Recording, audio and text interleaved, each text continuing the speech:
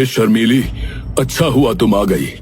हम तुम्हारे ही पास जाने वाले थे, तुम्हारे पुट्ठा के बारे में ही बात कर रहे थे। अब मैं क्या करूं? पहले तो पुट्ठा सिर्फ भूलने की बीमारी से परेशान करता था, लेकिन अब तो वो अजीब अजीब हरकतें कर रहा है। जैसे क्या बताऊं? पहले वो पंजाबी बोलने लगा, फिर कहता है कि वो क्रांतिकारी है, और हद तो तब हो गई जब उसने इंग्लिश बोलना शुरू कर दिया। मुखिया और जमींदार एक दूसरे को देखकर सिर हिलाते हैं। अरे जिसने कभी स्कूल का दरवाजा नहीं देखा वो इतनी भाषाएं कैसे बोल सकता है? मैं तो कुछ नहीं समझ पा रही कि ये कौन सी बीमारी है, या ये कोई भूत प्रेत का चक्कर है। शर्मीली, तुम चिंता मत करो। मेरा एक रिश्तेदार है, डॉक्टर पकोड़ा। उसने बड़े बड़े भुलक्कड़ों और पागलों को जो है सही किया है भाई। शाम तक वो यहाँ आ जाएगा। तुम पुट्ठा को जो है उसे दिखा देना। मुझे पूरा यकीन है कि वो पुट्ठा को सही कर देगा। शर्मीली थोड़ा चौंकती है और हैरानी से पूछती है, डॉक्टर पकोड़ा, ये कैसा नाम है? मुखिया और जमींदार हंसने लगते हैं। अरे वो असल में पहले पकौड़े बेचता था ना भाई।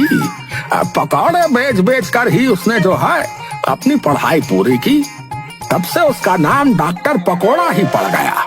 और वो सिर्फ डॉक्टर ही नहीं, वो जो है तंत्र मंत्र भी जानता है। हाँ, क्या सच में ये आदमी पुट्ठा को सही कर देगा? सही तो करना ही पड़ेगा। तुम्हारे पुट्ठा की हालत तो ऐसी है कि कल को वो खूंखार अपराधी भी बन सकता है, और तब तो वो पूरे गांव का सत्यानाश कर देगा। ठीक है, जब तुम्हारा डॉक्टर पकौड़ा आ जाए तो मुझे बुला लेना, मैं पुट्ठा को वहीं लेकर आऊंगी। इतना कहकर शर्मीली वहाँ से चली जाती है। मुखिया और जमींदार एक दूसरे को देखकर गंभीर हो जाते हैं।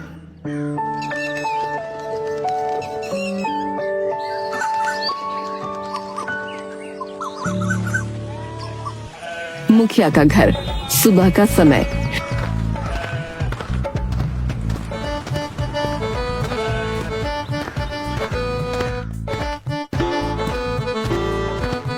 डॉक्टर पकोड़ा 40-45 साल का, अजीब कपड़ों में, माथे पर तिलक और गले में मालाएं पहने हुए अजीबोगरीब अंदाज में आता है, जिसके हाथ में एक झोला है जिसमें ढेर सारे कागज और कुछ हरी भरी जड़ी बूटियां हैं। डॉक्टर पकोड़ा के आने की खबर से ही आधा रोग भाग जाता है। अब पूरा गांव चंगा हो जाएगा। डॉक्टर पकोड़ा, बहुत दिनों के बाद आए हो भाई।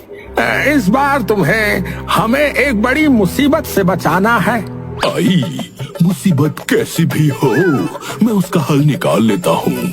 अब बताओ मामला क्या है भाई? मुखिया जल्दी से शर्मीली के घर जाकर उसे खबर कर देता है। शर्मीली पुट्ठा को बहला फुसलाकर डॉक्टर पकोड़ा के पास ले आती है।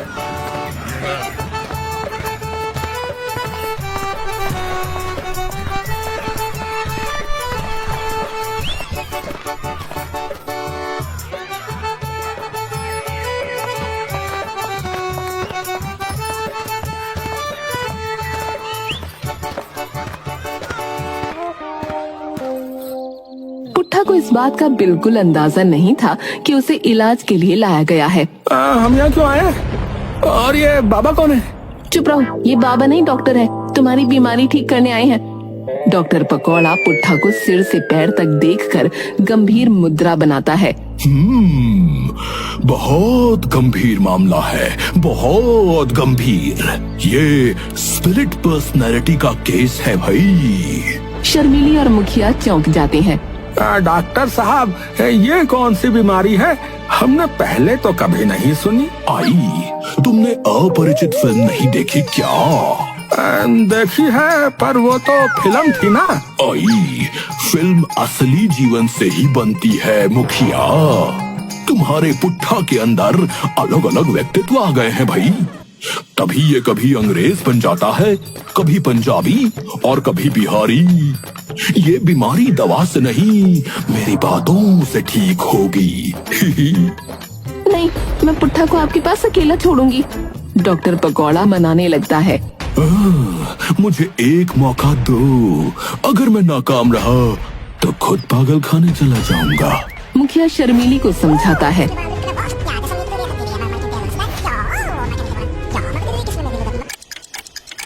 कुछ देर बाद डॉक्टर बात शुरू करता है। तो पुट्ठा जी बताओ आजकल किसके रोल में हो?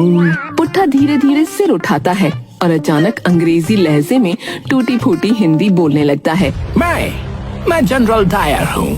तुम कौन हो? तुम वही क्रांतिकारी हो जो इंडियन को भड़काता है? डॉक्टर पकौड़ा की आंखें फटी रह जाती हैं। हाय जनरल डायर, ये तो बड़ी गड़बड़ है भैया। Shut up! मैं सब जानता हूँ। तुम मेरे खिलाफ प्लान बनाते हो। अचानक डॉक्टर पकौड़ा को पकड़ लेता है और पीटने लगता है। अरे छोड़ो, मैं तुम्हें ठीक कर रहा हूँ। पुट्ठा अंग्रेजी लहजे में चिल्लाता है। तुम जेल जाएगा, मैं तुम्हें छोड़ेगा नहीं। डॉक्टर पकौड़ा डर के मारे छूट कर भागता है। डॉक्टर साहब क्या हुआ? पुट्ठा ठीक हो गया? अरे पागल खाने में भर्ती करो इसे, मैं अब नहीं रुकूंगा। ये जनरल डायर बन गया है, मुझे माफ करो। अरे भागो भाई भागो।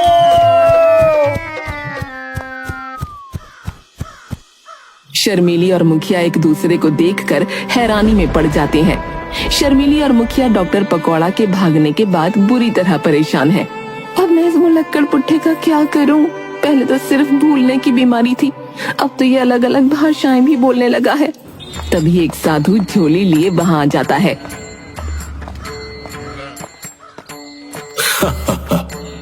क्या मजेदार मामला है। मुखिया चौंक कर साधु की तरफ देखता है। अरे बाबा जी, आपको हंसी क्यों आ रही है? यहाँ हमारी जिंदगी तबाह हो रही है और आप मजे ले रहे हैं। अरे कैसे साधु हैं आप? अरे बेटा, आज मंगलवार है। मैं मंगलवार को सिर्फ हंसता हूँ। हंसी ही तो जीवन का आनंद है। साधु महाराज, हंसना छोड़िए, कुछ ऐसा उपाय बताइए जिससे हमारे चेहरे पर भी हंसी आ जाए। साधु अचानक गंभीर हो जाता है। क्या हुआ बताओ? शर्मीली पुट्ठा की सारी हरकतें और डॉक्टर पकौड़ा के भागने की बात बताती है। साधु आंखें बंद करके कुछ पल के लिए सोचता है, फिर अपनी झोली में से एक जड़ी बूटी निकालता है। ये लो, इसे अपने पति को खिला देना। इससे उसका दिमाग शांत हो जाएगा और वो 2-3 दिन गहरी नींद सोएगा। उसका दिमाग थक चुका है और उसे आराम की आवश्यकता है। जब वो सोकर उठेगा तो बिल्कुल ठीक हो जाएगा। मुखिया और शर्मीली साधु को आश्चर्य से देखते हैं। क्या सचमुच ये काम करेगा? विश्वास रखो बेटा, ये जड़ी बूटी चमत्कारी है।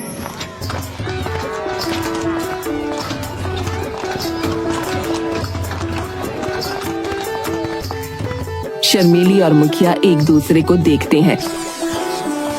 शर्मीली पुट्ठा को बहला फुसला कर घर लाती है। पुट्ठा थोड़ी नखरेबाजी करता है। अरे अब ये नया क्या पकाने जा रही हो? मुझे तो शक जैसा हो रहा है। तुम चुपचाप ये दवा खा लो, ये तुम्हें ताकत देगी। पुट्ठा जड़ी बूटी खा लेता है। कुछ देर में उसकी आंखें भारी होने लगती हैं। अरे अरे अरे ये क्या हो रहा है? मुझे तो नींद से आ रही है।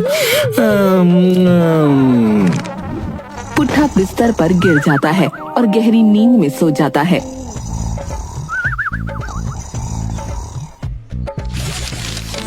तीन दिन बाद पुट्ठा नींद से जागता है। वह धीरे धीरे उठता है। उसका चेहरा सामान्य दिख रहा है। शर्मीली पुट्ठा के पास बैठी है। पुट्ठा, कैसा महसूस हो रहा है? पुट्ठा अपनी आंखें मलता है और इधर उधर देखता है। अरे ये मैं कहाँ हूँ और ये सब क्या हो रहा था? मुझे कुछ याद नहीं आ रहा। शर्मीली खुश हो जाती है और जोर से हंसने लगती है। पुट्ठा, तुम ठीक हो गए, अब तुम्हें भुलक्कड़पन की बीमारी नहीं है। पुट्ठा उसे हैरानी से देखता है। भुलक्कड़ी? मैं भूल जाता था। शर्मीली उसे गले लगाती है। पुट्ठा की हरकतें तो बंद हो गईं, लेकिन आगे पुट्ठा के कारनामे तो इसी तरह बने रहेंगे।